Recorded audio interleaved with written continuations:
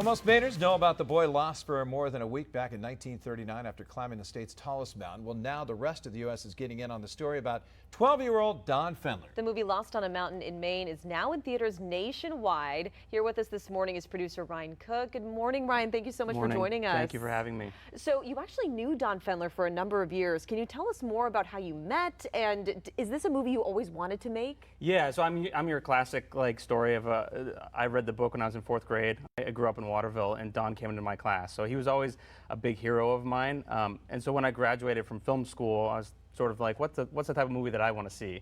And it was pretty obvious that it was like, this is something that I'd love to see, and I'm sure others would as well. So I reached out to Don, and he summered in Newport, in 2010, and just started going up and spending time with him. And did I think it would take 14 years to get here? No, but I'm glad that we're finally at a point where we can share the movie with everyone. For the people that don't know the story, give us a quick synopsis of what it's about. Yeah, so 1939, Donn Fendler and his family, who are originally from Rye, New York, are hiking Mount Katahdin, and there's a storm that comes in, and Don gets separated from his hiking party, gets lost for 9 days, ends up going, over 80 miles around the mountain and down to the East Branch of the Penobscot. So largest search and rescue operation ever to take place in the state of Maine, and it became a national. It went viral in a time when things didn't really go viral.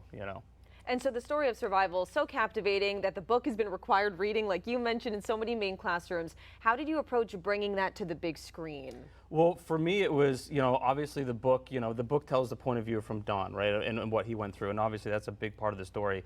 But the other thing was, having spent years with Don on his porch, going around the state with him, I learned a lot more about his family dynamic and on some of the things that happened, in the outside world. And I thought that it would be interesting and unique to bring that into the movie as well. So it's a balance of both Don and his adventure in the woods, but also all of the huge search efforts that went on in the outside world, and then also what his mom and dad and his brothers were going through at the time.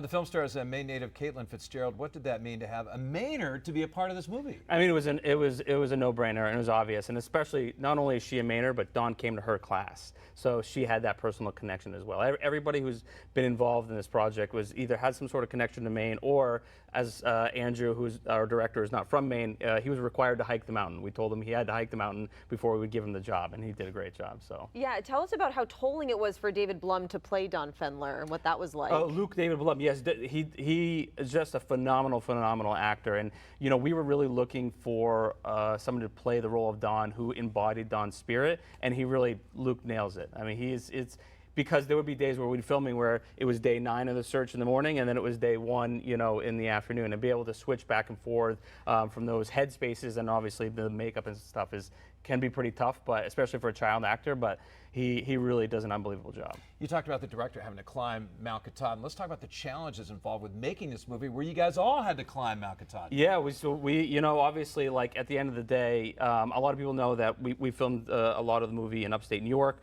primarily for tax incentive purposes, because we could make a bigger movie because of that. But for me, there's no way you can fake Katahdin. So we spent a week in Maine, up around Baxter State Park and in the area, but actually being on the mountain with film equipment for 16 hours in a storm to make sure we got the authenticity correct. So you had to wait for the weather to change. Yes, in fact, the whole week we were up here, we were planning on hiking the mountain at the end of the week, so we would be, but the rain came on the Monday, so it was the first thing we did, and then we had still the rest of the week to get all the other shots that we needed. So it was pretty grueling, but it was worthwhile. And when audiences see the movie, the most beautiful images in the movie are from Maine. Yeah, what are some of the big things that you hope that viewers will take away as they sort of exit the theater after seeing this?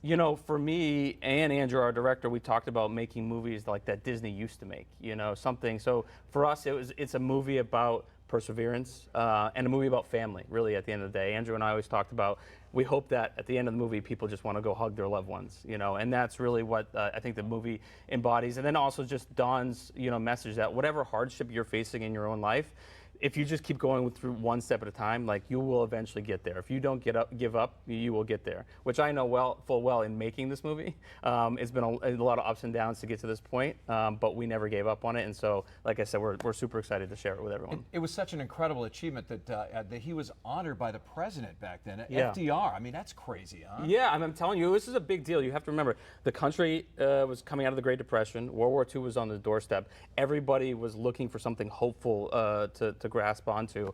And I kind of see it as a movie for our time right now. There's a lot of noise going out there, you know, in the world right now. So a nice, wholesome family movie about sort of grit and determination and perseverance, no matter what battle you're fighting in this world, I think is something that people can really resonate with. And I know you said that, you know, it took a little bit longer than you had anticipated to, you know, have this come to fruition. It's also been 85 years. 85 years since, and the story is still as strong. And a lot of that is due in part to Donn spending 25 years, you know, going from schools and talking about his story, which I hope to continue with this movie. I'm seeing a couple schools next week. Actually, my hometown of Waterville, I'm going back to my 4th grade classroom to go talk to the students. So yeah, I hope that this movie helps continue the legacy that Donn really put into place. Well, I can't wait. I'm going on Saturday, so I Okay, can't wait great. to watch it and give a full review I'm going on to see Monday. it at some point as Yeah. well. Absolutely. If you love the movie, please go online and give us reviews. Rotten Tomatoes. Rotten Tomatoes, yes, please, 100%, yes, right? Yeah, that's right.